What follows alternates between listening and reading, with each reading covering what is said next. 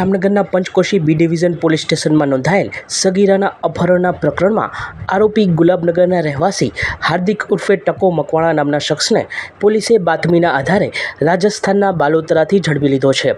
સગીરાને પણ મુક્ત કરાવી તેના પરિવારને સોંપી દેવામાં આવી છે.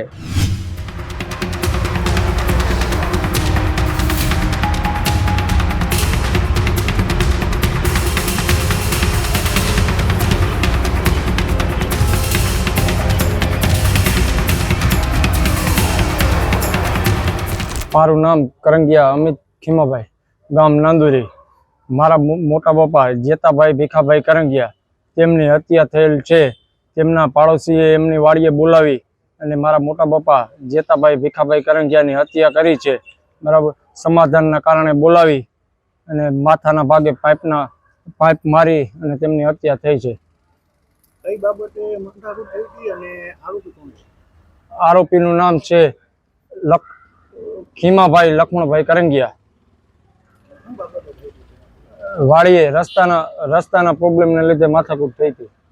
लालपुर पुलिस स्टेशन ने गई कल BNS कलम 103(1) के मुजब मर्डर का गुना दाखिल किया है.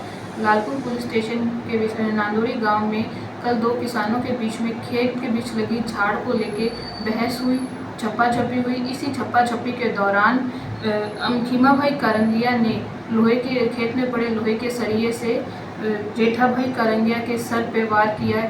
इसी से जेठाभाई के सर पर गंभीर चोट लगी. उन्हें जामनगर सारवार के लिए लेके गया. इसी सारवार दौरान उनकी कल शाम को मौत हो गई. સચોટ સમાચારો સૌથી ઝડપી મેળવવા માટે અમારી ચેનલને સબસ્ક્રાઇબ કરો.